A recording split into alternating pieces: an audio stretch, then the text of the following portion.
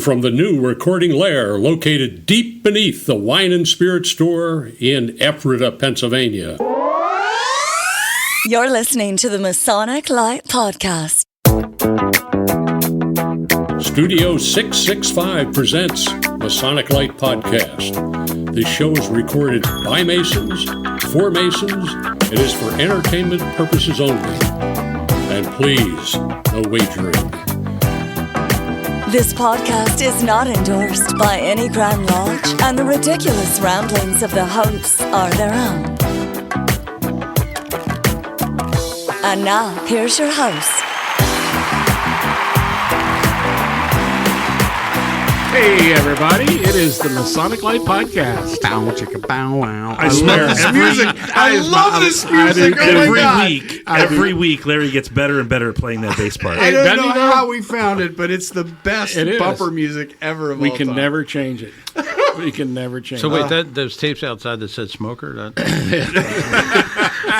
I don't know. I'm young. I don't know what that means. I don't know what you're talking about. So the Fire Masonic safety. Light Podcast, this is episode number 182. 182. That's Blink awesome. and you'll miss it. You should remember, Blink 182. That's the Yeah. episode you were on. Oh, nice. right. Isn't there a Mason? Blink 182? Probably. I think it's a country channel in Conshohocken or something. I know there's a guy who Blink believed he was 182. abducted by aliens. Well, that would be the guy. Right. Yeah. Was that us? All right, continue, Tim. All right. We're already off the rails. Tonight's episode is brought to you by our sponsors, George J. Grove and Son, Yay. Hiram Solomon Cigars, Yay. Helm Construction, Yay. and we're really enjoying this one tonight. Intermezzo by Stephanie. Oh, yeah. We're having some slow burn tonight. You had some slow burn tonight. Yeah, we did have some slow Tell burn. us about slow burn, Tim. Where? Slow burn is freaking amazing. Here, Josh. Before you get any crazy ideas, that is chocolate. So, Intermezzo by Stephanie is my wife's chocolate business, and she is amazing. She's a chocolate artist. So, yeah. Where can they find that on the webs? That would be Intermezzo with two Z's. Mezzo, like pizza. Intermezzo by Stephanie, all one word, .com. You won't be disappointed. It is definitely a culinary delight to make sure It's flavored amazing, by the right? lack of I've not had something that good. When we do like markets, makers markets and things like that, I kind of walk people through the experience of that chocolate. Yeah. And it's called Slow Burn. I'm taking an ad. Do it. All right, Do it. Bill me for it. I don't care. So you give somebody a piece of this, and you go, okay, give it 1, 2, 3. Okay, now the salt. You're getting the salt right now, and then, okay, just about now is the cinnamon. Okay, and their eyes like light up. There and it go, is. And the pepper right there, and they go boom like that, and it's very fun. I love doing shows like that. It is. You are listening to the Chocolate Light Podcast with Jack Harvey. There's nothing light about this. Let me explain. We still have some more sponsors to thank. Well, please thank them, Tim. Two Pillars Apparel. Ooh, say that three times fast. Good stuff. Two Very good Pillars stuff. Apparel. Two Pillars Apparel. It's got 2 and a pair in it. Yes. I'm not sure what that means. Okay, that's one for Jake. Okay. We also want to thank our fantastic Patreon supporters. Patreon? Tell us more about Patreon, Tim. Yeah, what's that? You too can be a Patreon supporter. How can we do that? For as little as How much? how much? $1. I can afford that. $1 a month. $1 a month. It's actually like $1. Just Just put 72 cents or Just something. tell them $1 and For less than the price of a cup of coffee. Anybody listening from Philadelphia, that's $1.82 1992. Yeah. There in you Philly go. terms. Go to patreon.com/Masonic Light Podcast. And there you can become one of our Patreon And we supporters. really appreciate the Patreon. We really do. subscribers. I mean, we never thought that people would think Give enough us of money for this stuff. to help us out with expenses and stuff, Right. and we really do. We just this month, in fact, yesterday at our stated meeting at 665, received a donation from the podcast for the use of the space and that kind of thing, and just an appreciation for Yeah, and we have For to upgrade effort- equipment. for Ephrata Lodge 665, and we're always buying equipment and microphones and stands and Larry, a This, hearing this, aid. this stuff does wear Chocolate. out. Yeah. Bentleys and things like that. Yeah, lions and tigers. Larry bears. chews through his bridle. Exactly. You can also reach us anytime at MasonicLightPodcast@gmail.com. If you dare. On X and Threads at Masonic Light, and on Facebook and Instagram as well. You can follow us there. So, in studio tonight, you've already heard from most of us tonight. I'm Tim. I'm here with Jack, Josh, Larry, and Jake. And our special guest tonight is Brother Michael D. McKee, Executive Director for the Masonic Library and Museum of Pennsylvania. It's a big title. I like that. That's a big title. My son told me the longer the title, the stupider you are. So that's the moral support. It's how much does your key ring weigh? That's I feel naked without it. I'm not even going to say. I usually have it tied to my pocket. I can't imagine. All right, we're going to have trouble keeping this on the rails tonight, I can see already, which is great. Those are the best episodes. Absolutely. Sorry. So before we get into our discussion with our guest, let's see what we've been doing Masonically since our last episode. Larry Merris, I asked you. Jeez. Wrong! Okay, move Jack along. Harley.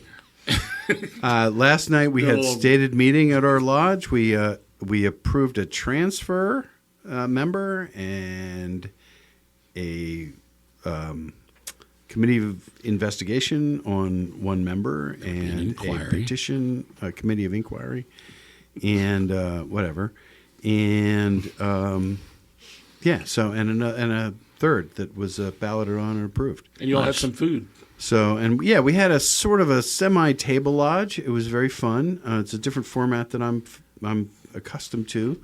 We had dinner, and then there was a short meeting where they did the business of the lodge, and they came back downstairs for dessert, toasts, and Masonic fellowship. So it was a little different format than more of a what did you call it? More of a festive board than a table lodge, right? Yeah, because table lodge is usually done during dinner. Oh. Right. I thought you were going to eat the table. No, it's a little dry, but anyway. So, Jake. I was at an impromptu gathering, not Masonic in nature, but well populated by Masons last Sunday. I think I saw all of you there. Yes, I remember it well. Talk about it. Memorial Unrun. We set a new record for covering 0.0 miles. It was a good time. It was had by all. Good barbecue was had. Some beer was drank. Some cigars Larry were did smoked. have to go to the medical tent afterwards. Larry did have to go to the medical tent. Yes. No, I didn't. Yes, he did. He Well, disappeared. he had to have that herpes treated. That's what you said. You have to check our It's medical now. Facebook live stream, and you can see. Penicillin for all. Yeah. It's all fun and games until somebody puts their eye out. Right, exactly. We're just saying. No, it's a great time. Mike, anything Masonically recently you want to share? Well, it's upcoming events that I'm pretty excited about. We'll hold off on those. Yeah, all right. In the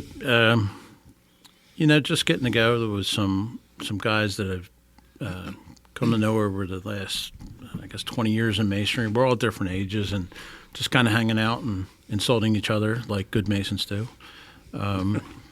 That's always the best. Yeah. As you should. Yeah, I always say if the first words out of, like when somebody calls into the office and somebody else picks up the phone, I say if the first words out of their mouth is, I like Mike a lot. They're liars and they're not friends. They're spies.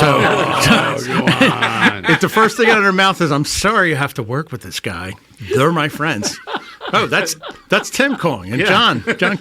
My condolences. Exactly. My condolences. That's the true sign of love. Absolutely. Jake. I already went to Jake. Josh. Thanks, Bob. As Jake said, I went to the Unrun. We did the Unrun for Pete, and we raised some money. I'm just glad you were there to pace me, Josh. I was worried. Oof. Oh, yeah. And then I'm not much of a runner, but Josh was there to pace me, and it really... It took Larry 7 steps to get across the line. I counted them on the video. I counted 5. And then he had to proceed to the medical tent. In his defense, that was some very loose mulch. Right. It was. Go ahead, Josh. Oh, that's about it. Okay. I missed Lodge. So did I. Yeah. All right. So for me, just a couple things. Eureka West Shore Lodge number 302 had a stated meeting and an extra meeting where we conferred a third degree. It was awesome. Amazingly, usually the worst meetings, in my opinion, are January and September. January because you've got new guys in and they're nervous. in September because people have gone brain dead for 2 months and nobody's looked at the ritual. We call that the does my tuxedo still fit? Right, exactly. Meeting. Yeah, that's exactly. The brain surgeon. But everybody did a great job, and so yeah, we're moving on. You mentioned the Unrun. Obviously, I was there too. We had the entire Masonic Light podcast team there. That was great. From about 4 different video standpoints, by the way. Yes, yeah. You can almost construct a 3D model of this whole. That's right. Exactly. Still photo? Which is good because Larry Merris running is something best experienced. What was 3D. also amazing about when you did the live broadcast or whatever you call that, Yeah. we had 300, at the time I looked at it, 350 views. I mean, that's freaking that's amazing. Great. That's great. It is awesome. Amazing. The other thing is on Friday, September the 6th, the Valley of Pittsburgh held its monthly cigar gathering. And I had the honor of transporting the Grand Smoke from central Pennsylvania out there. Was he in a car seat? We did. We had to strap him in. And so, seriously, we had a great time. He'll never hear this. He gets colicky. Computer somewhere? You could be does playing at high listen. volume. He's not going to hear it. So we had a love great you, time. Ed. Love you, Uncle Eddie. We had a great time, and of course, Eddie never meets a stranger. No. My favorite story was the next morning. We stay over, so we get up the next morning and we're going to breakfast, and we're getting ready to head back the 3.5 hour trip, and the Grand Smoke goes, "I better go to the men's room." That's a good idea. So At least once. I'm standing at the door, and like 15 minutes passes, and I'm like, "What the heck happened to him?" And Did I he look- fall in? No, he's wandering the restaurant, talking to people. Oh, I thought he was looking for a ladder to get up to No, the bowl. he was wandering the restroom or the restaurant, talking to people, and I'm like, he He's the knows best. no one out here. He's the most friendly person in the world. He's and great. he is great. If you see Uncle Eddie, I call him Uncle Eddie. That's a story. I can make a short story. Yeah, long. get up on that Oh, mic. sorry. I can make a short story long. So, the abbreviated version is I call him Uncle Eddie because I was with my son and he was DMLA. We were up at Elizabethtown when they had the autumn days, and I'm with my. I guess he had to be 12 because he was in DMLA. So I see Eddie. I said, "Uncle Eddie, how you doing?" And my son looks at me with a dead face and says, "What? Wait, there's Uncle Tom." Craig goes through all my others. He says, "There's no Uncle Eddie." And Eddie looks at him and says, "No, they don't talk about me." They tell me So my son goes home. We don't talk about Bruno. So my son goes home to my wife and says, "I met Uncle Eddie today." And she's like, "You don't have an Uncle Eddie." I'm like, and I looked at her. I'm like, "How long have we been married? Like 25 years now?" And you haven't figured out that I'm an idiot? Oh my! There's so many. You could do a whole program on Uncle We Eddie. have. We've had him. He's a frequent. Well, he was a frequent guest. We haven't seen him for a while. We need to get him back. Oh, so if you ever are at a big gathering with Eddie Stone, Uncle Eddie, he has a gift that I hope to achieve in my life. Is you can be in a room with 100 tables. As soon as people make eye contact with him from 10 tables away, they start laughing. Mm-hmm. They know that he just brings happiness. He's about to bring joy to this table. Yeah, Absolutely. he's It's like elfin magic. Elfin, effin. Yeah. Elfin. Ephrata. All right. The knee. So we're gonna. I have talked to him about coming back on the show, and he has agreed to do so. We just haven't set a date up. Because if you know Ed long enough, he's like a full-time job again. Yeah. For some strange reason, which Jeff Moyer tells me what it's all about, but I won't mention it here. Okay. Hey, don't believe a word Moyer says. Before we go to Ever, our break, right? Ever. All right. before we go to our break, Larry, we kind of skipped you earlier. Did you have anything that you wanted to share that you had been up to recently? Well, other than the Unrun, Ghost and Gridiron, Yeah. Miss Lodge meeting, you got it all. Well, you talked to us earlier about a little problem you were having, With what? moving your pickles. That's not Masonic. Oh, okay. Yeah, it was the That's not brine, Masonic. not the pickles. I have a problem. Things belong in certain spaces, okay? We had to move a shelf Larry, in the refrigerator. At your age, it's okay. The pickle wanders a bit, you know. Yeah.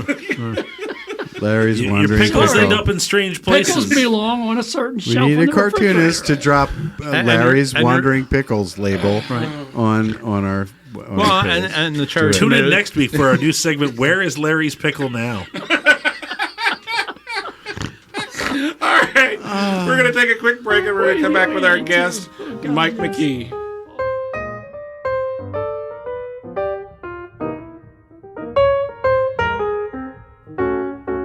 Why choose George J. Grove & Sons for your next home improvement project? At George J. Grove & Sons, we've built our reputation on quality and trust for more than 50 years. From planning to materials to installation, George J. Grove promises a home improvement experience second to none. Whether your goal is reducing energy costs, decreasing maintenance, updating curb appeal, or simply increasing the value of your home, the George J. Grove team will recommend and provide solutions that stand the test of time. Call 717-393-0859 for an estimate or visit us at georgejgrove.com.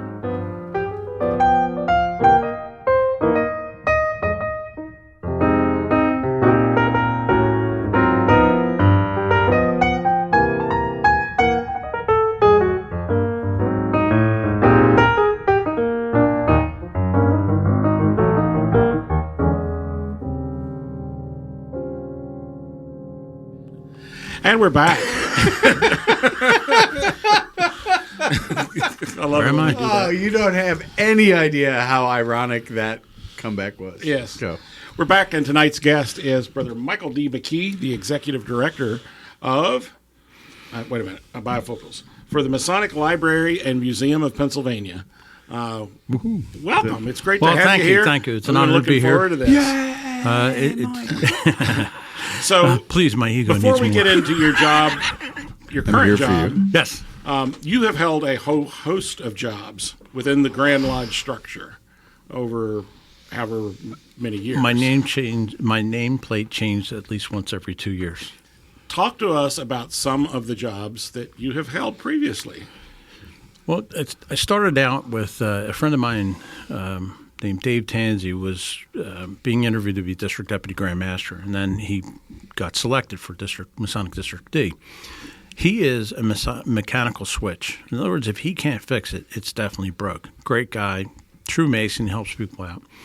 But he knew nothing about accounting. So he says, how am I going to do the audits? I'm like, David, I'm a part-time accounting professor. I can help you out, brother. So, and like he was my guide. Like 2 months before he came in, or after he came in, that would be odd before, but after he came in, he was my guide. And, we this friendship blossomed. Our kids were the same age and all that stuff. First round of audits came up, and, my background in forensic accounting, I flipped through it. I'm like, something's wrong here, something odd. And I got permission from Mark Haynes, who I had no clue. Like, I was frightened by having to speak to a right worshipful directly. I was a young Mason, so I got permission to work on it, and we discovered somebody took about $109,000. That was my first experience, and from a lodge. And yeah, you can. I'll catch you. I don't do that anymore. But and then that started sort of. I worked directly across the street for the city of Philadelphia as the director of fraud unit, and because there's no fraud in Philadelphia, I had time on my hands. So I started just helping lodges out. Some lodges, it was just people weren't organized, because you ask for help and they're like, yeah, if you're a secretary or treasurer, especially secretary, like, yeah, we'll get you help. No, they won't. It's universal, I think. And I kind of work with the different lodges, obviously the people who were taking the money for whatever purpose. I'd look into it and then figure out, what was going on. Like I said, most of the time it was just dumb errors, but nobody, so I could put out a spreadsheet or something easy to trace things. And then part of that start turning into looking at Masonic trials, which is unfortunate because I probably have been involved in more Masonic trials than anybody I know. And but in that, were you found innocent? I was. Okay. Multiple times. I have a very good lawyer. I don't think that's what he meant. My client did not come here today to be harassed. Oh, yes, he did. So without going through all that, I'll tell you one of the things that really made me feel happy. One of the things that we ardently do not discuss religion and politics, and it brings us to harmony. And apparently there's something going on with elections in the country. But over the last 3 election cycles, we only had to remove one Mason from the fraternity because he could not separate our Masonic principles from that one thing. And I thought, wow, 90,000 men. One person. That is a testament to the craft. I mean, as you know, we all have our friends, but we can all agree that whether people are a cup of tea or not, they're all good men. Some people just don't like fat Irish guys, and for them, I'm not their cup of tea. But it's like I got to see the best of the fraternity. I got to see, working at the Grand Lodge is of course an honor. But then to go out and see every lodge, this lodge, as I spoke about earlier, is such a beautiful lodge. There's lodges in the state that are converted railroad stations. There's so many amazing things, and every lodge has its own personality and generally has its own, like, culture. Whoopie pies here, pecan pies there, ice cream and strawberries. They call it Strawberry Fest. I was like, if you told me it was ice cream, I would have came out 2 weeks ago. So needless to say, I like eating. But it is, that's sort of developed into this job, and I was doing this on my time off. So what I would do is I worked across the street. The Grand Secretary would get the records, and then I would come over, pick up the records, work for maybe a half hour, sorting what I could handle for a night. I was literally worked right across the street. Worked at this little 2-chair table in the Grand Treasurer's office. Jeff Coy at the time was Grand Treasurer. And I was deathly afraid to go anywhere near his desk, relevant for the later part of the story. So I'd been doing this for a couple of years, volunteering, and this involved travel to Pittsburgh. And, the first time I went out west, they said, you have to go out to Butler. I said, where's Butler? And they said, it's next to Cranberry. I'm like, where's Cranberry? Right by Mars. I'm like, you got to be more specific. You do realize I'm a Philly kid. I've been to more countries than counties at this time. They said, you idiot, it's between Pittsburgh and Erie. I'm like, okay, I'll just drive straight. Yeah, the Grand Lodge of Pittsburgh. It's over there. It's over there. Don't worry about it. And then there was something, I had to go to different places for different things. Again, mostly not misconduct, just to help people out, which nobody ever actually talks about. And then they said they realized they needed that sort of function because of we're a fraternal organization, unincorporated fraternal organization. Wow, I get to say 501c7? C7, C10, I don't know. 11. I don't do that anymore. I'm a museum guy. Something like that. It's one of those numbers. Si, senor, I don't know. Oui. C'est un fétiche. Sorry, that was for the French group. Oh. It did consume quite a bit of time, but it was my passion because you get to meet the genius of Freemasonry in every part of this Commonwealth, which is wonderful. And then they said, "Well, would you work here?" And I thought they were joking. I'm like, "Yeah, whatever." And then they asked me about again a couple of months later, and I said, "If you're serious, I will go and take my degrees off the wall or across the street." Because when I worked for the city, you had to show that you had an education, which I thought was completely insane. Because my father was 6th grade education, World War II veteran. My mother graduated high school. I didn't put a value on pieces of paper.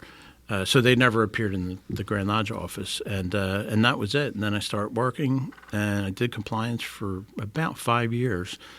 And the opportunity came up to work to become the executive director of the Library and Museum. which of course, and that's amazing, and that's how it got started. And it was 10, 12, 18, because we called the team at that time 10, 12. There's been some retirement since then, but referring back to the date, and we got together and set up some goals for ourselves. We're like, we want to have like big goals. We want to have royalty in specific, measurable, attainable. Yeah, smart goals. Yeah, there you go. All right, I got it. No, they're Irish goals. I just made stuff up, and then I figured leprechauns would come and help me, and they did. So we, I listened to,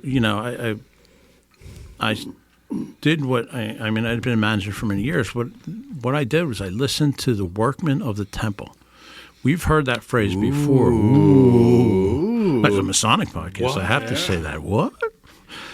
And there's Billy Boharzik, and he fantastic director of maintenance, and he just gave me a bunch of ideas, and I attributed the ideas to him because I can't explain them.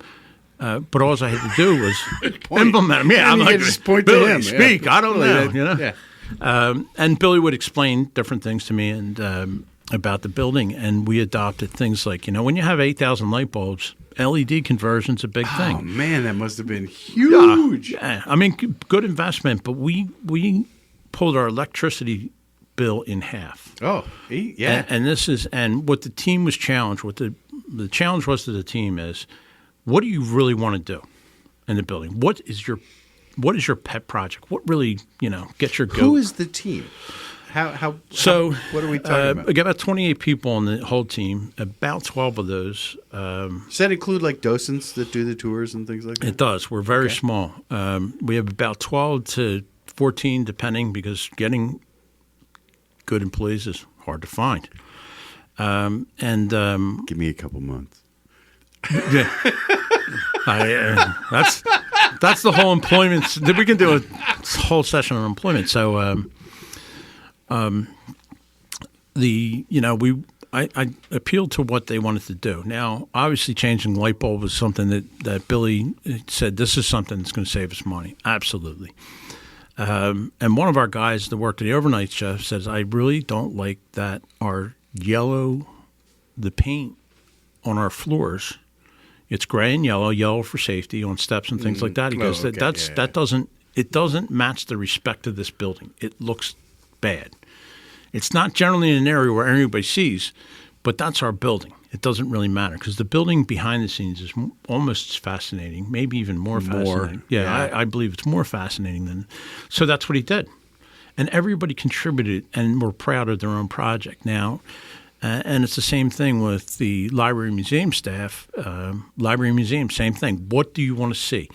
Now, the challenge there is, if we put out on display a whole entire museum area full of aprons, how is that spreading? Masonic knowledge. And so we started to do theme stories. Like September 28th this month, Marquis de Lafayette returned to Philadelphia. Mm-hmm. On that day, we connected with American Friends of Lafayette, and we're having a ball there. And it's a high ticket thing, but it's like $250 a ticket, and we're not making any money. Neither of us are making any money off it. Well, we're talking about Lafayette, Tun's Tavern. Tun Tavern. What's the Grand Lodge's involvement in the Tun Tavern project? Because a lot of listeners may not know that the first Grand Lodge of Pennsylvania was founded at a bar on the waterfront in Philadelphia called Tun Tavern. Sorry, Waterfront. Yeah. My wife's from Baltimore. I got that. Hey. But also was the United States Marine Corps. Yes. In the same place. No coincidence, probably. It wasn't. But the idea is that the Marine Corps is rebuilding Tun Tavern very near the site. Right? Correct. Is the Grand Lodge involved in that at all? Yes and no. So our Right Worshipful Deputy Grand Master, Brother Rob Brink, this is a passion of his. He never served, but he appreciates the Marine Corps. And it's not really it's not a Grand Lodge initiative per se. Okay. However, he's involved. Myself, I'm involved, and then one of our events people is involved in the process. So I'm on the board there. Awesome. And we were able to, and for all our Marines out there, this is sacred to them. I'm an Air Force guy. I mean, there's still people alive when my service was created. But, God bless the Marines. God bless all the military. But the Marines have it, they're special in our hearts as Americans. Yeah, absolutely.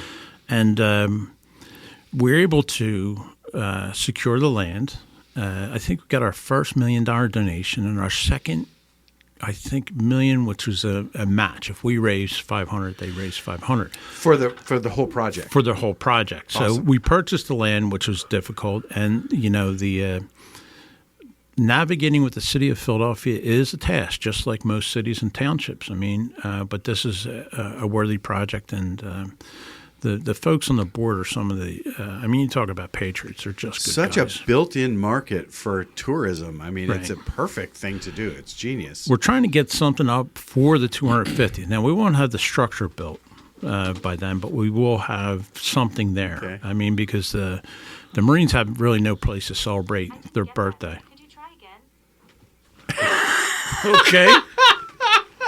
Wasn't me. $20 right there. Let's Not do me. this. All right. Wasn't me. Jake? It wasn't me. So the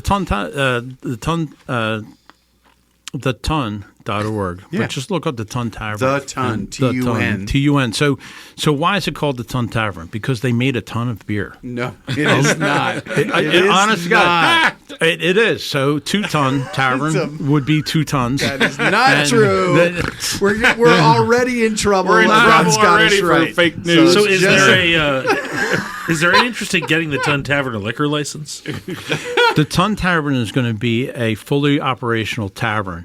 Obviously, with modern accommodations for Americans with disabilities, and that because the staircases are very narrow, Right. we're going to have a restaurant. That'll be a restaurant, and the greatest thing about it is, for the Marines, it's home. Philadelphia is home. Mm-hmm. Our state, our city, is home. The city, and they're going to have their home again. So They're obviously, very proud of that. I have Yeah. a lot of friends, especially in the lodge, that are Marines, and they are super proud of this project. Yeah, as an airman, they have their fun with me. So I set up a joke and I said I'm going to study, see what happened before, and see why it failed, because it did fail before. It fell over. So I built it up for a little while, and then I said, I figured it out. They're like, what is it? I said, you never had an airman on board. And then I backed out of the room because they are still Marines, and I'm old, in fact, and out of shape. Nice. So this Ton Tavern project is so fundamental to us Masons. It's an identity issue. Beginning. Yeah, absolutely. This is the absolute beginning of who we are. It's the beginning of the Marine Corps. But it was the Ton Tavern was the beginning of the modern Grand Lodge, right? The first original. Correct, Grand Lodge. correct. So it's really not No, yeah. So, our history, right? Ish. Yeah, right. Read the book. Read the house book. You'll understand.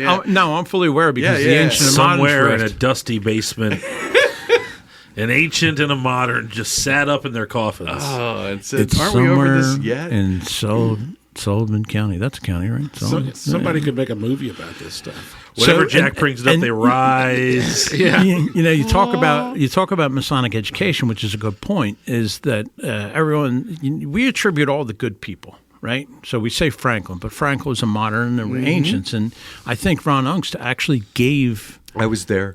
So he gave him a Masonic funeral, and that That was was just a couple years ago. Yeah, I mean, in history, but we'll claim anything. I mean, Larry was there for Franklin's It's first true. funeral, but, Right. but And the thing they couldn't get a hold of the family to request a Masonic service. So what I've learned studying, just obviously from folks at this table and folks throughout masonry in the world, because they're attracted to the building, is we hang on to these old legends. We hang on to Washington. And, I'm not besmirching Washington or our founding fathers, but you know how many fantastic people we have right now? No, we don't know. Well, then why don't we know? That's At least thing. four. Right? We don't have to go out and have stories of. We have, our system has survived. What other system where you have a new leader every 2 years, the continuity prevails? Yeah. Where because else? Because there's secretaries that are 25 years old. That's what really there was. is that. Just saying. The secretaries, here's the sales pitch. Oh, kid, it'll only be like, I don't know, maybe 3 days a month. Before you know it, they're 95 and nobody wants to help. Yeah. So, but the beauty of the fraternity, and we see it, like it's evidenced in our Grand Lodge. Now, we... not to speak of any other place, but I think our Grand Lodge is a flagship of Freemasonry in America. Absolutely. Now, in the Western Hemisphere, I'd say it's it's because it's for us. Not only it's Pennsylvania Freemasons, it's our home. However, it is a beacon for the world as we get world visitors.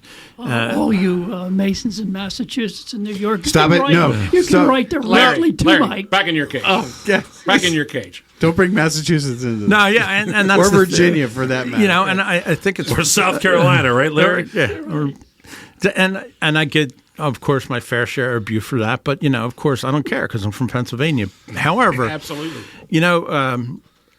Heated arguments over something as silly as who was first when you're part of an organization that like values transcend time. So let me give you an example. When you go to the Grand Lodge, you'll see a night, a chapel, a date, and the name Roslyn Chapel.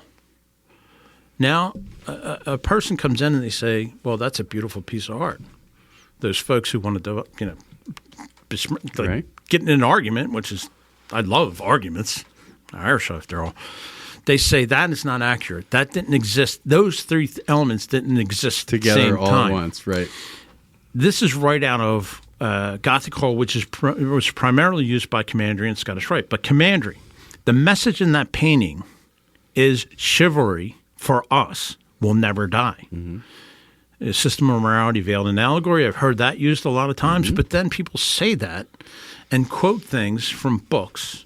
And again, do whatever makes you happy. However, it's right there. Mm-hmm. The exterior of the building, the walls, the outside of the walls of the building are incredible. Can you hear me? Absolutely. I'm looking and talking at the same time. Great. I'm You're proud doing of myself. It great. So the outside of the building, that's where it starts. You don't even have to enter the building.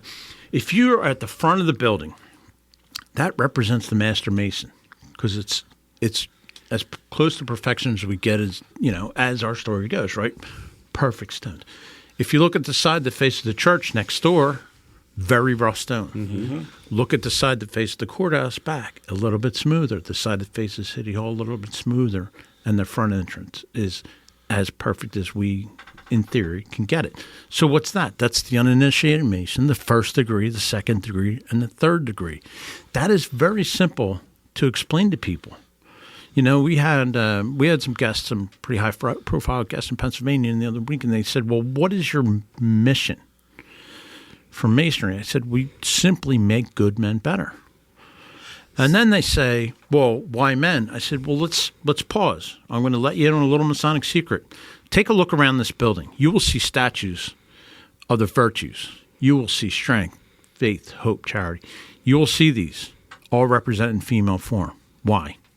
Because we get our values generally from our mother. Right? So this is this amazing respect for our mothers, for our wives, for our daughters that's hidden in plain sight.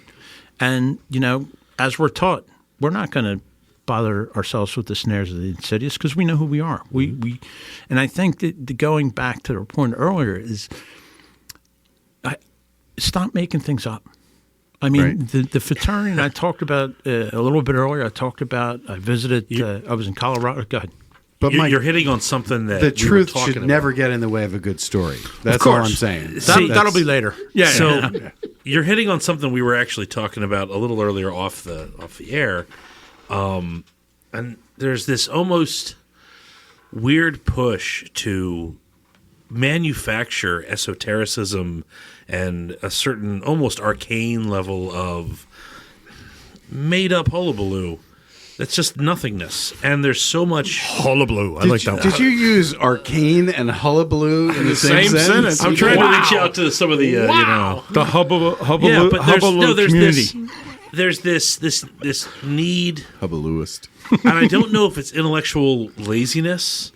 I don't know if it's a desire to make something that's novel for the sake of saying I made something up. But there's so much real esoteric and hidden in plain sight knowledge, lessons, morals. There's lifetimes of study you can do just on what's actually there in these buildings. Right. And I read I read too many books, and I think some I of didn't the, know where that was going. No, I think some of the. I know. I was on a tour of the Grand Lodge, and one of the docents was leading us around. There was about 10 people in the group or whatever, and there was a kid in the group. He was a young kid, maybe 20, and he said, "Well, secret, blah blah blah, secret. How come it's all secret?" And all of us, there were like 5 of us that were Masons in the group, and we all wanted to tell him, "There's nothing secret here." No.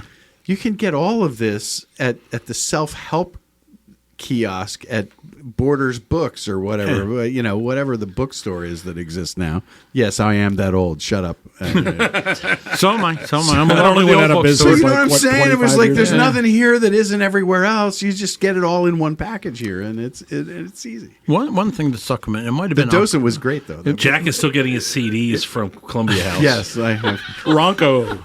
Get Netflix on CD. 5 When did CD they set. switch? It's amazing because they say it's secret. I'm like, we are dead center of a big metropolitan area. You can't get closer to City Hall. You can't get more can't. open than that. Oh, they're hiding.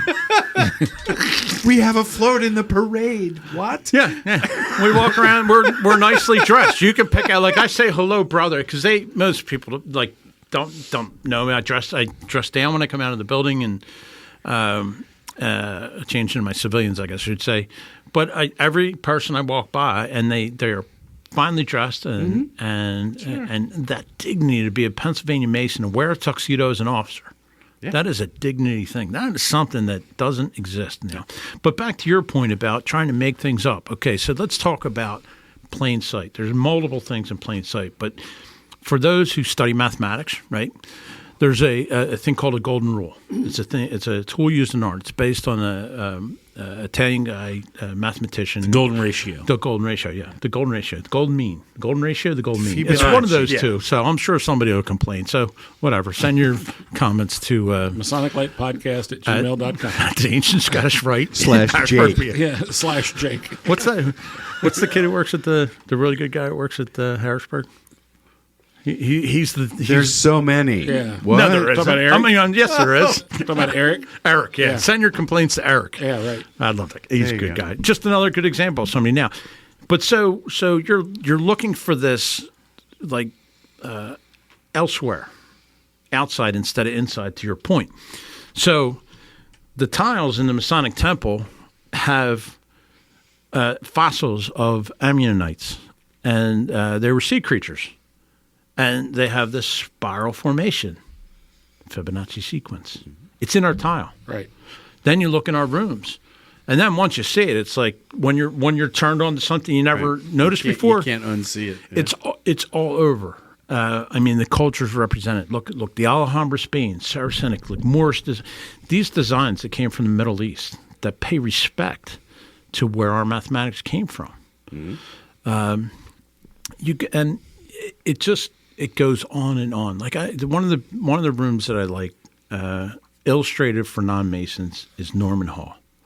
Norman Hall has men in tile. It's just to give you an idea of what it looks like. If I give you a visual, it's very Celtic. So it's the design comes from the Book of Kells that's now in Trinity College in Dublin, Ireland, right? So there's men. They're insignificant because we're all traveling upon that level of time from Who's Born, No Travel Returns, Puzzles the Will. Again, we stole that from Shakespeare. Look it up. It's in. Well, but it because it's a piece of literature that we can illustrate to our members, right? So you go in this room, the tools that they're holding is the plum. And as I'm giving a tour to people, I say, here is an explanation of hidden in plain sight. That plum up there represents uprightness. If I gave you a tour and I was slouching over and not looking at you and not giving you the attention, making eye contact with you, I would not be upright in my character. You would not appreciate me. Fair and square. We've heard that term. On the level. Yeah. On the level. The 24-inch gauge, work-life balance. 8 hours sleep, 8 hours for you, 8 hours for God. It is so obvious. The heavy setting mold, to chip off those rough part of our character to become better men. The equilateral triangle, 3 degrees in Freemasonry.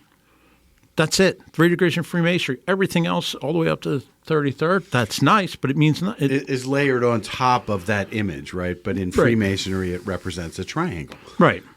Right? And then the esotericists slop whatever they want to see on top of that, because you can put so many symbols into an equilateral triangle. I mean, every civilization ever had circles with a dot in it and equilateral triangles. I mean, that was geometry at its first. It's always funny. They're like, do you know the pyramids? What above is below? And it makes us, wow, really? What? I want to give a Scooby snack after that sometimes when I hear it. We need to take a quick break and pay some bills and let Larry take care of some biological issues. That's what we'll say we're doing. Yeah, all right. So we'll be right back. Looking for a way to show your Masonic pride and affiliation, but also want to have a relaxed look? Two Pillars Apparel is a Masonic-owned company that incorporates sports apparel with Freemasonry. Check out their current lines from Blue Lodge, as well as the appendant bodies York and Scottish Rite. Two Pillars Apparel is always adding new designs and items. Check in today to get a baseball or hockey jersey, or one of their new Scottish Rite lapel pins or hoodies. Two Pillars Apparel works for lodge social functions or going to the game. Visit them at twopillarapparel.com. That's TWO, pillarsapparel.com. And we're back with our guest tonight, Mike McKee from the Grand Lodge. It's good having you here. Thank you. And here's the thing. A couple days ago, I contacted Dr. Heather Calloway in Indiana. You probably know her. If you don't, you better. She is probably one of the top Masonic, how should I say, archivists and so forth in the United States. She's right there on the wall. Yeah. She's on the wall. She's on the wall. That's her picture. Right. I'm going to have to reach out to her now. Yeah, reach out. But anyway, I said to It says Heather, wanted.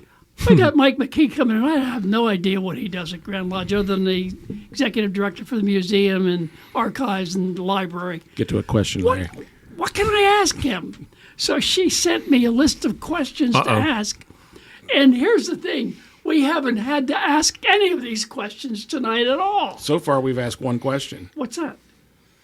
How are you doing? Tell us about how are you doing? Tell us about your job. Tell us about the jobs other than the executive director's job. Yeah, and it's been a great episode question so we far. asked. So anyway, there's a bunch of them. And Heather, I'm sorry, we're probably not going to get to these, but we will have him back to specifically talk about them. Maybe you can call Why don't you throw him This is one, the Larry? Indiana Can you just bring up a list of University questions so thing. you could Okay. not ask them, Larry? One question. Very hurtful. My feelings are very sensitive. Just pick one, Larry. Very important, Larry. Just pick the first one you see. He's He's going to read them all He and is, then he is decide. as cool as James I Earl think- Jones. Right. I'd like to buy a vein. vowel. I think probably one of the more important ones, because I know this is one of the things that she is working for. Ask it. Are any of our records being digitized? Yes. So our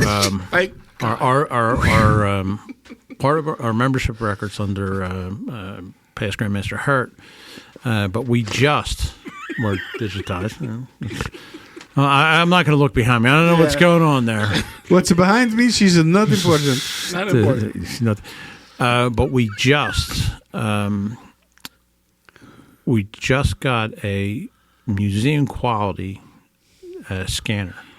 And we reached out to the Philadelphia Art Museum and the other museums, and they were fantastic. It's a nice community down there. And they saved us quite a bit of money because when we did the research, we were driven to one product. But then when we wanted proof of product, we found something even better. So the goal is to digitize everything we can. Now we have things like the Lafayette letters, the Washington letters, the Warren Constitution, the Grand Lodge, the big things. But there's a book from 1411 that we have in Latin, and it's not digitized yet. There are so many things, but that is our constant effort. Now,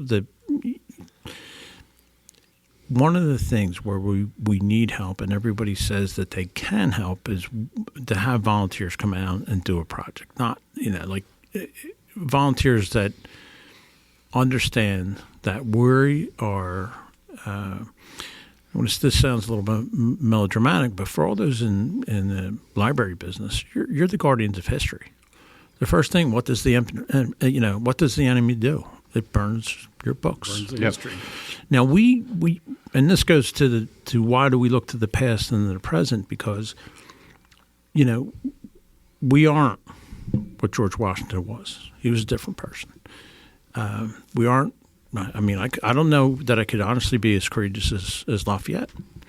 But the progression in time, one thing that we are is we tell the story as we know it, whatever that story sounds like. Because, we always hear history repeats itself and things like that. But we have been trusted with books in our collection, very early Book of Mormon, Rosicrucian text. We've been trusted from other organizations that go back many years, hundreds, like 100 years, 150 years, that we were so well thought of, Pennsylvania Freemasons, that they could give us their books and their artifacts, and we were preserved in the name of preserving history. And we've done that. And one of the common themes of my team, and I love my team, I kid you not, we have my, I love the team that works there, and they're all dedicated to Pennsylvania Freemasonry, very particular, obviously Freemasonry throughout the world. They get it. They understand what their role is. And what's upsetting to me sometimes is, like we talked about earlier, like we get it? I mean, in a general sense, we have people from all over the world, Masons from all over the world, reduce to tears for the beauty and the symbolism of that building. When I first experienced, I thought, well, maybe there was some emotional attachment that I wasn't aware of. But then I realized when you're in another country, sometimes that's a risk, Sure. Think about it. Think about it. You want to talk to your Masonic brother with religion and politics out of the equation. You're just learning, sorry, I ramble on. I'm gonna interject here, and I'm gonna sound a little sappy, but I'm happy to know that there is someone at Grand Lodge who appreciates so well the gravitas of your position as the archivist for all that stuff. I mean, just listening to you talk, just sitting here across the table and seeing your face, you love this. This is like, yeah. When did that happen? Initially, there was two major Masonic events I had. One was, of course, John Minotti, who's still a tour guide. He's, I think he made a deal with the devil that if he could stay alive as long as he stayed in the building, if he leaves the building, he's turned to dust. Pretty sure I saw in one of those Jack movie once. Wait a minute. But John really piqued my curiosity because when I first left the service, I hadn't been to college yet, and again, I talked about it earlier about my father being a World War II veteran, lying to get into the service when he was 17. Sixth grade or education, my mother's high school education. I didn't put much value on things. I put values on the person, and my father, God bless his soul, he has that. So that, with that backdrop, John Minot. Obviously, my intellectual superior, I would say, at the time. I would say that anyway. He's just smarter in certain areas. Thank goodness he doesn't know accounting, or else I'd be out of a job. But he inspired me. And then Tom Jackson, past Right Westro Grand Treasurer, came back. What a force of nature. Came to our lodge and gave this, as we're speaking about now, because nobody had the courage to talk like Tom Jackson talked. Love him, hate him, whatever. However, he infuriated me because I thought, what do you mean? This organization that my great uncle from Scotland was a part of, my grandfather was a part of, my father was not. You're telling me, and then he made me go, and what it did was I realized what he was saying, but then he made me smarter. He didn't make me smarter by giving me a degree. Challenged you. He challenged me, and it was amazing. Very quick, other Tom Jackson stories. So Tom Jackson, when I was newer as an employee at the Grand Lodge, I always admired him, of course.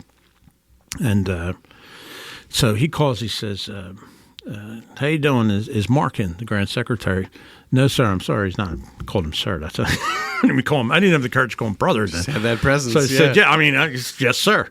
And he said, well, is Danny there? It was the superintendent at the time. I said, no, sir, I'm sorry, he's not here. He says, well, how about Harry? Is Harry there? And he's, no, sir, Harry's not here. Well, I guess I'm just going to have to go to lunch with you then.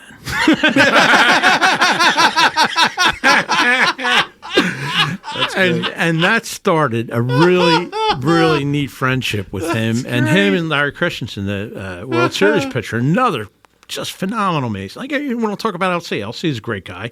And he lives in Masonic Principle. He just shows up for his lodge meetings. Real good guy. But the breaking point for me was, I went back to school after the military. GI Bill, went, and because I was afraid of school, I didn't think I was smart enough. So I went to school, and it worked out for me. But then I searched for knowledge thinking that I was getting smarter. But the point that I realized that there's an abyss of it. There's so much information there. Smart is irrelevant. It's nothing. So now being stupid, uninformed, I won't say, because people make a distinction between uninformed and stupid, but going into things openly and saying, I have no idea what the word you just said was. Could you explain that to me? And being brutally honest with it, it works out. I mean, sticks and stones. I mean, if you want to, but I get better informed. But the goal of I can tell you, Bill Bahars, we have this conversation. Our goal is to make sure that building and its contents are preserved, and everybody forgets our name. I don't know that part's necessary. Preserving, yes. But you guys are doing a great job. Well, thank you. I appreciate it. I think you should be recognized for the job that you're doing, because it's. We're proud of. I'm proud of this lodge. You guys are all proud of your lodges. Right. The building that you are responsible for, the contents of the building. You're not responsible for the building itself. Oh no, right? yeah, I am. You are everything. Yeah. That's so. I mean, that's such a treasure. That to be responsible for that. Thank you, and your staff and everybody who's involved in keeping that building such a place of pride for all Pennsylvania Masons. Thank you for your kind words. I really do appreciate that. So let me follow up on something you talked about, the archival aspects. Oh, I can't remember that. That was like 30 seconds ago. No, go ahead.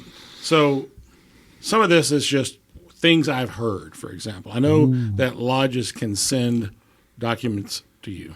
Correct. And what becomes of those documents sent to Grand Lodge? So that's a really good question, and I'm very appreciative that you asked that, because lodge records sometimes end up in the basement, in a moldy basement. So what we do is we take the lodge records, we do a condition report on them. If they have mold, we freeze them for a year. We do everything to preserve them, and that's still the lodge's property. We're just making sure that it doesn't go it doesn't rot. Our history is gone. Because, you know, every town that we were in, you know, you look up our grandmasters on the wall going back to the beginning. And then you see Pennsylvania towns. You see Pennsylvania roads named after these people. And why do we forget them? Because somewhere there's a moldy basement that people say, oh my God, we can't give it to Grand Lodge. They'll never give it back. What does it matter? Because you're losing our dissolve identity. in your basement, yeah. But we just, our goal is, and it is always the lodge. So let's say theoretically, lodge comes in, they have moldy books. We freeze them, we take care of them, and bring them back. And they say, well, now we have a place, a humidity control place where we can store them. They're yours. Mm-hmm. So what, when we're talking about digitization of records, are we taking steps to maintain then the digital records? Because that's not fault-free storage either. No, we have redundancies. When we do things, we always have redundancies because, they say the cloud's safe until the cloud gets hacked. And then they save, USBs are safe until it runs into a magnet. But we have redundant, and we also have, obviously, the paper records, but we do have digital records. And, it's that we take measures to do that, and I have to point out that the CEO of the Masonic Charter is a guy named Bill Kingsbury. If you don't know him, he's just a good human being. But the folks up at the Elizabeth campus, they have a big campus. They also support us. So if we have to digitize things and they have something, but I was just checking the numbers on so like a hard drive yeah. will be stable for anywhere between 10 to maybe 30, 40 years, depending on the condition it's kept in. Right. So digitization is wonderful for access of information, searching, indexing.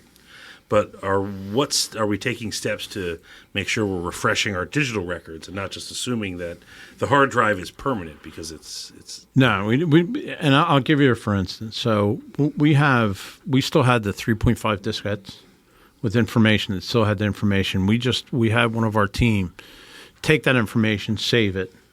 We save it on a separate hard drive. We will save it on because a terabyte, 10 terabyte, it's not that expensive. So we'll save it there. We'll save it in our system. So in theory but in case that system fails, it's backed up on this, these hard drives, not connected to, well, obviously after we load the information, they're not connected to the internet. So we think that's a good thing. I don't know. Sure, but like when the hard drive degrades in like 10 years. We have a schedule, years. So there's we have a schedule. So there's an unsung hero, and I mentioned Bill Baharzik, but and it's hard to pick out each individual employees because the other ones will get jealous, but they're all fantastic. But there's this kid, and I say kid because I'm older than him, and named Stephen Kessler. He's the maintenance supervisor. He goes and looks for these things. So he'll go and say, "Hey," he always says, "Hey, boss." Which I'm always a little bit embarrassed because it's just a team effort, so I feel very strange, But he says, "Hey, boss," and he goes and looks at all our contracts. He looks at all the blueprints, all the projects that have been done in the building. He has all the information, and then he expanded that into the archives. He said, "Boss, we gotta get this under schedule." So we have Stephen Kessler. He actively goes out and looks for this. And we're at a point now, and I'm glad you brought it up. I'm glad we have like a broad audience here because we will. We have so many resources, like this. So you're a resource in the craft. So when we get to a point where we save stuff, we're going to reach out and say, "Hey, can you help us with this? You in this area?" And I don't want like self-proclaimed subject matter experts. I've learned that usually the quiet guys. Like there's a guy. Brother Ken Shin. Yeah, Med Ken, yeah. You know Ken. Yep. I'm not going to share the personal story. He is a great human being. Mm-hmm. Just a phenomenal, and I could go on, but I won't, of course. But there's a guy hey, Ken, I don't understand what this is. Can you tell me? He'll help me out. Mm-hmm. And, I haven't run into this, but he always says if he doesn't understand, he'll find somebody. You do the same thing. You're a resource. that kid, what is that kid Eric, that little whippersnapper over there, Valley Harrisburg, he came down, or he has to come down. So this is me calling him out on air to come down. But Eric will take a look at our building and see what I haven't seen. And we have engineers, we have everything in the fraternity, but it doesn't take any of that. It just takes a fresh set of eyes. I could, because I will walk past it. I was very embarrassed during Grandmaster Gammon's term, because Grandmaster Gammon is really, he's just a great guy, if you know. I mean, they all are, but I mean, some just because of personal relationships is more special than others. Now I lost my train of thought. Just right out of my mind. You got all verklempt. I hate when that happens. I know. I was thinking about. It's a good time to take a break. I believe. All right. Yeah. And then I'll try to remember what I forgot. We've only got no.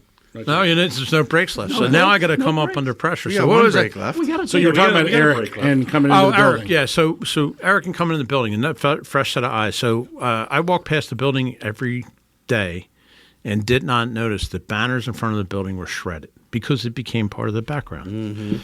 And Grandmaster Gammon came in and he says, "Mike, what's with the banners?" I'm like, "Banners?" And I'm more aware. Yeah. But any Mason that comes in and sees something, you're not going to hurt my feelings if you say something. Thick skin, youngest in the Irish family of 7. So, I've been insulted by a better class of people is using my classic line.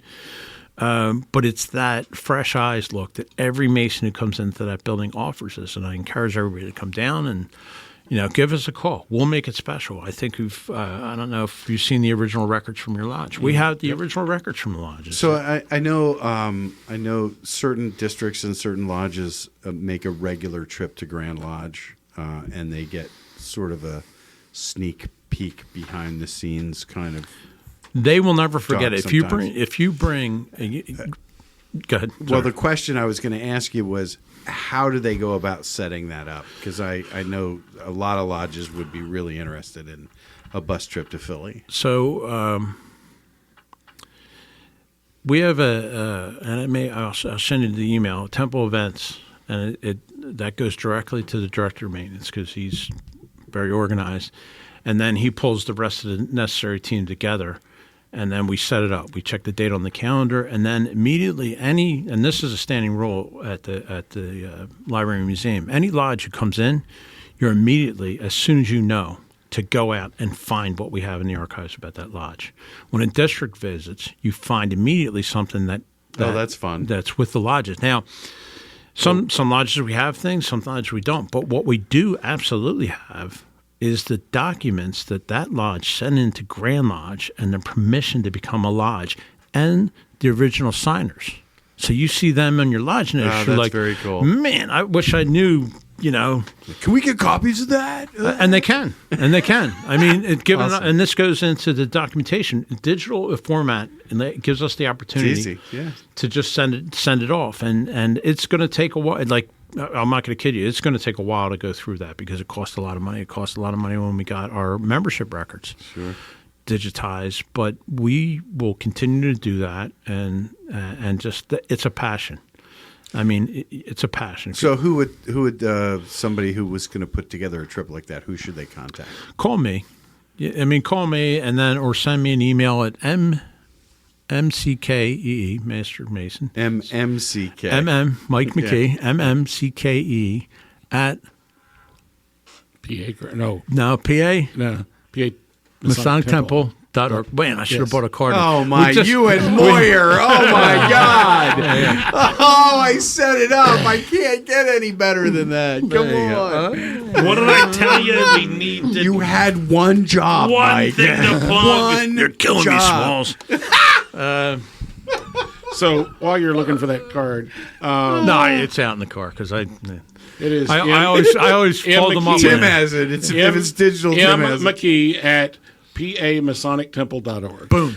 Yeah, Tim demonstrating the usefulness of digital records right there. So for 10 years, I had the extension at PAGrandLodge.org, and then, to become more focused on the museum as part of the Masonic Charities, they dropped that on me, and I mental block. And it's so easy. It's so easy. I'm just an idiot. So one- the folks in Massachusetts can send you an email, and same with New York. Yeah, look, I enjoy it. You know what? Whatever you do, you want to come down and see me in Philly, make sure you wear the jersey of your home team. There you go. You'll be completely safe in Philadelphia. Exactly. So one quick follow-up before we take Yes, that sir. break.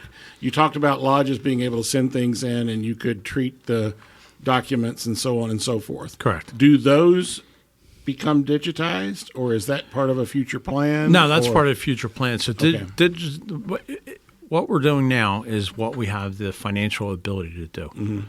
And that's the tough thing because we live on investment. So it takes about $3 million roughly to run that building. And sometimes on a slow year, it's $1 million worth of capital. Mm-hmm. And on a big year, that could balloon up to $20 million. Because I'm trying to say this in a nice way. All right, well, I won't. What I mentioned is this Bill Bahar, a guy I talked to, I listened to him. And he wasn't always listening to the past. And that's not the fault of the Grand Lodge officers because they'd listen to Billy. It wasn't organized. Bill Kingsbury has gotten us organized as a Masonic charity. And now we have an engineering study being done now. Mm-hmm. And now we can have a plan. So we're in this balance of a 151-year-old building, 15,700 blocks of granite, 12 million bricks. Haven't had anybody get me mad enough to make them count them, but, that's like a military It's punishment. coming, Yeah, it's don't coming. Yeah, somebody. Eric. Just pick on Eric today. And the challenge is for instance, we just got a new chiller. So that controls the air temperature, air quality, humidity in the building, and it helps in that. Because you are in a museum, the works of art. Yeah. I mean, we have, Charles Wilson Peale, we have Marins in there, we have these great paintings. Now, we put that new system on the old pipes. So guess what we're doing now? Fixing the pipe. Fixing the pipes. There you go. That's right. And, the task is, hand in hand in unanimity, right? We can get it done. But the challenge is always finances, because what we've, I think, taken for granted historically that the building will always be there. Mm. And that is just not true. It's just not going to – it's like there's no elfin magic. And I wasn't talking about – It's really hard making it look easy. That's what, yeah. And, this is what keeps me up, because there are opportunities to look outside, to share our message by sharing our literature and sharing our artwork outside our community. So that is us saying, again, not relying on, and again, no all respect to Washington and Franklin and all the founders, but we have these works of art that illustrate our dedication to the arts and sciences. We have these texts that show our, and the broader world, as far as donors and things like that, they will support us. But it's not. It hasn't been out there yet. We've been in the past. We've been too closed about how it's the secret. It's not this secret. It's, I would say, if I were to restate that, I would say it's not the secret. It's the magic. Right. Like Tim, I've known you for I don't know how long now, because there was no start time or end time. Right. First time you met, you were my brother. Right now we're meeting, you're my brother. The same here at everybody at the table. It is that magic, for lack of a better term, the invisible hand, whatever you want to call it, that is so beautiful about Freemasonry that people are like, well, no, let's talk about some old stuff. Well, no, let's talk about the fact that I can go in any state in the United States of America and walk in, and they will accept me as brother. I walked down to Grand Lodge, Colorado. I walked in, talked to a guy. I said, hey, brother, how you doing? Because I didn't know his name, obviously, but he was my brother, right? Took me on this really good tour, really informative, learned stuff, which isn't hard for me, that I didn't know. And he was the Grand Secretary. The Grand Secretary of the Grand Lodge, Colorado, took time for me and my son just to show him. That's just Masonry at its fundamental level. That's before we get into... anything else. Anything. I'll give you a personal story. So people always ask, what did you get out of Freemasonry? There was a kid who came in our lodge. relative again term. He's Brother Scott Hilsey. He's in my lodge, Tourism 506. I had served in the Gulf War and suffered from PTSD. And he was able to tell me that I should get help without making me feel like I lost my mind. I don't know how he said it, but then I went to the VA and got help. And my life has been a lot better for it. This kid that I just met relative in Freemasonry, he was sitting alone, so we went to him, grabbed a couple of masters, were like, hey, nobody sits alone in our lodge. And because of that, I have a fundamentally better life than I did for 15 years out of the service. You know, the torment of PTSD, you know, I won't get too far into detail, but where does that happen? Right. It didn't happen anywhere else in my life except for Freemasonry. Right. So, sorry. That's all right. Short story long again. I am an Irishman. God bless us all. All right. Well, we need to take one more break, and then we're going to come back with news from Walter, and then we'll play Copious Dues, and we'll turn Larry and the chickens loose. You know, I had my headset on backwards for all these years. I didn't realize it was an L and It says R. L and R. You ain't write those on your shoes for your Larry. As far back as the mid-1800s, records exist describing the pre-meeting tradition of brethren smoking cigars during and after gatherings. To this day, the practice of smoking cigars remains very much alive in many lodges. This custom is considered a time for brethren to relax, exchange ideas, and enjoy the simplicity and fellowship that is the very essence of our brotherhood. This is what Hiram Solomon Cigars is all about. Our starting principles are to bring Masonic brethren together in the harmony of a good cigar. Pull up a chair, sit back, light up any of our premium cigars, and enjoy the history. Hiram Solomon Cigars can be found at fine cigar retailers. For a complete list, visit hiramandsolomonscigars.com or check them out on social media to find out when they'll be at a live event near you. Hiram Solomon Cigars is pleased to be the official cigar of the Masonic Light Podcast.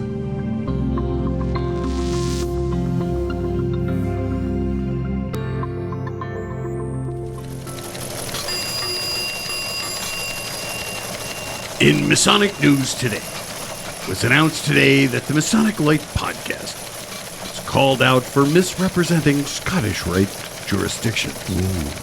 References to the Mason-Dixon line dividing Scottish Rite into two jurisdictions, while partly true, current divisions are not defined by the two traveling Freemasons doing some surveying in a party.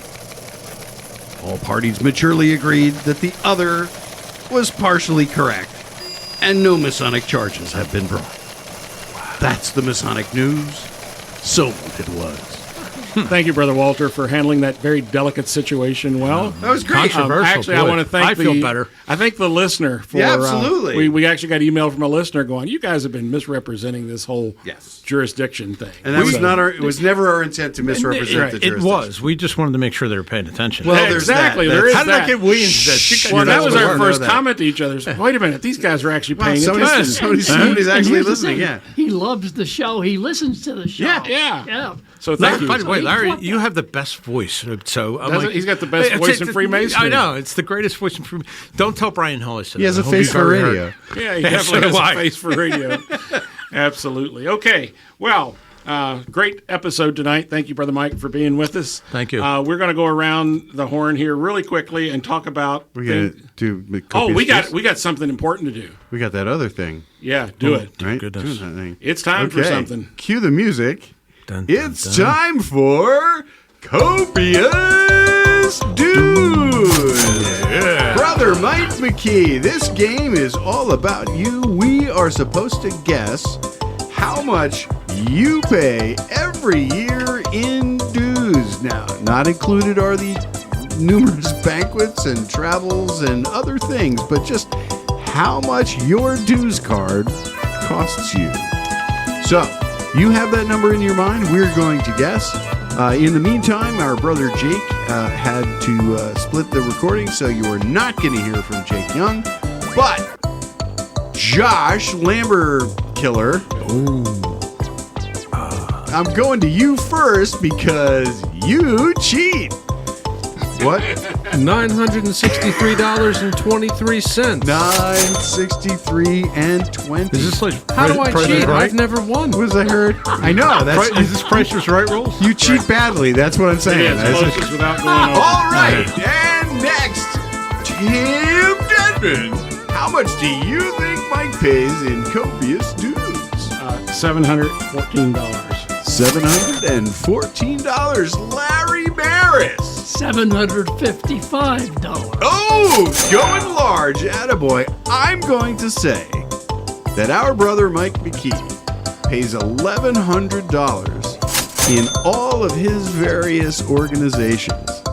Nod your head when you agree with me. Nod. All right. The guesses are in. Brother Mike, how much do you pay in copious dues? Probably about $550. What? It used to be. I got a couple petitions for you. Well, I'll tell you what. I would hope we were going to do $1. The reason is I did pay closer to your amounts in the past, but I looked at everything, faith, family, fraternity, right?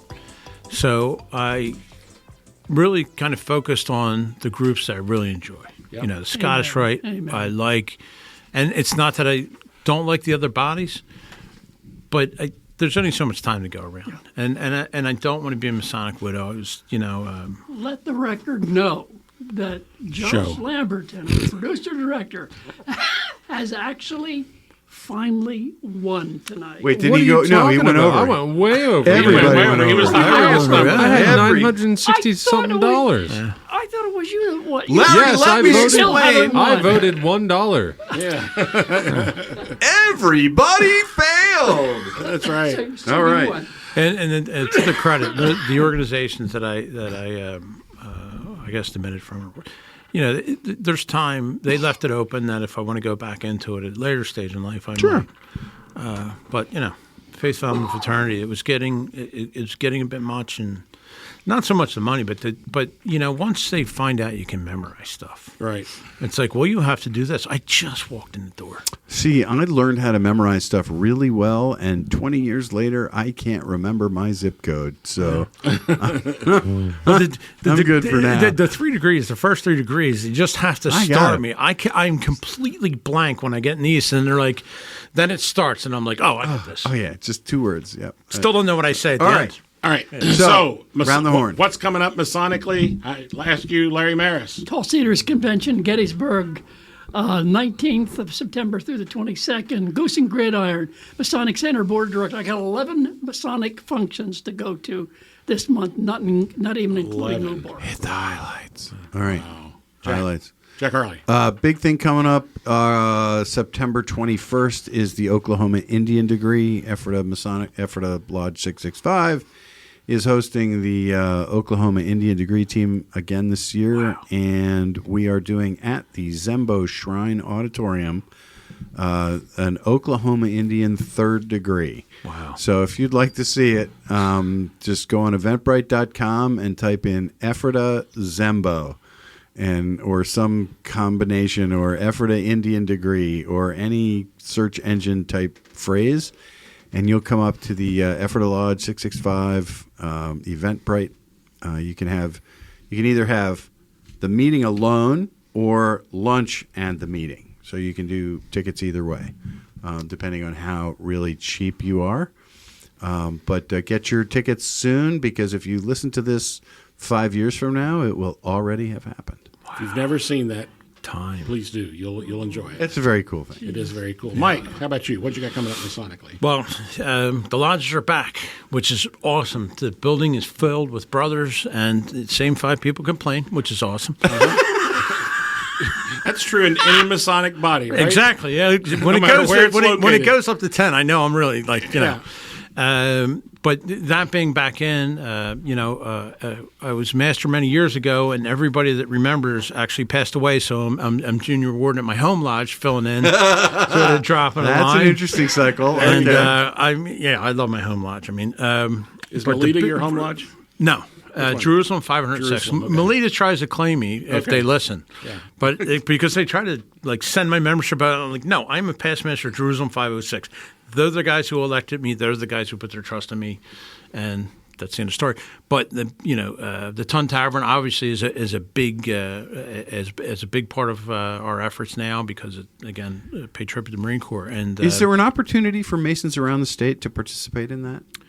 There is to go to the Ton, run the Ton Tavern Philadelphia. Come up with a page, the Ton, and then there's all different ways to get involved. So it's theton.com? Theton.org. Just put the Ton and Philadelphia in. Okay, with it'll that pop up. Boolean search, I think they call it. I don't know. Boolean. Yes. Booyah. All right.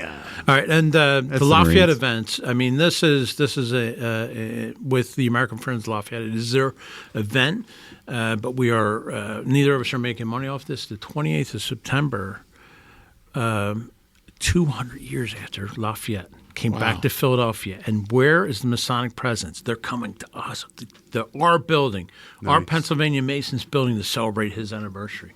That's great. C'était fantastique. It's going to be fantastic. Awesome. Where did he sign our wall? Our good friend Chris Ruley just wrote a book that was released about Lafayette and his life, and so we encourage you to look online for that. It's great. Thank you, Mike. Josh? I got the podcast, of course, and then I have like a social function I'll be going to. But other than that, cool. That's about it. I forgot to mention the antisocial. Yes, the antisocial. thing I'm going to. Yeah. No.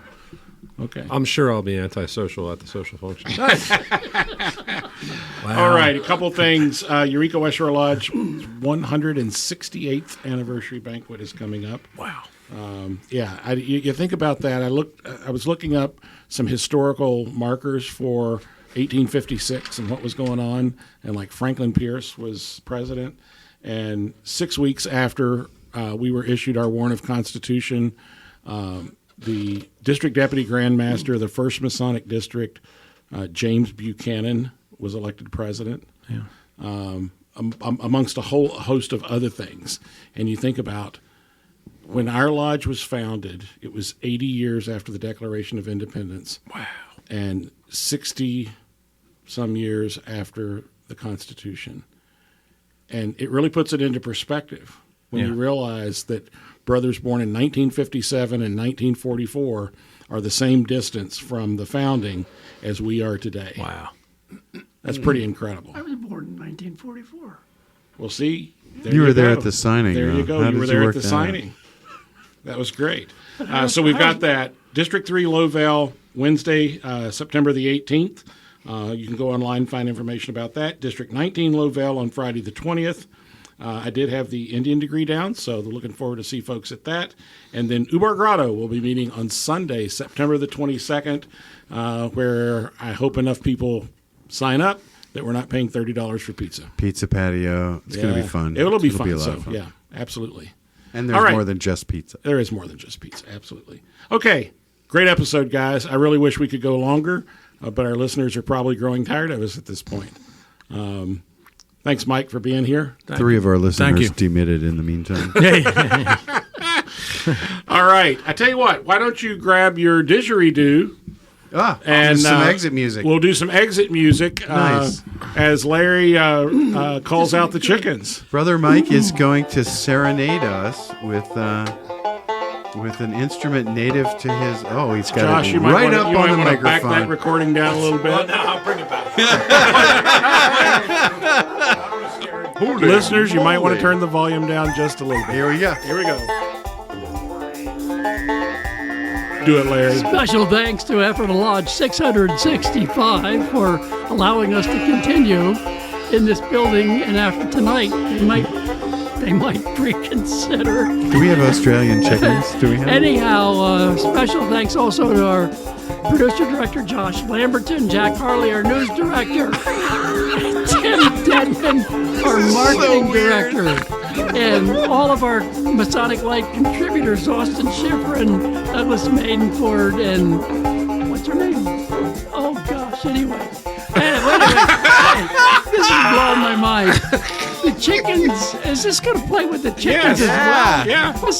This is Mike with his didgeridoo. I mean, this is just a spectacle. In That is the studio, coolest live. sound ever. Anyway, thanks for listening, and remember, everybody, have fun and do good. Good night. Goodbye, everybody. Bye, everybody.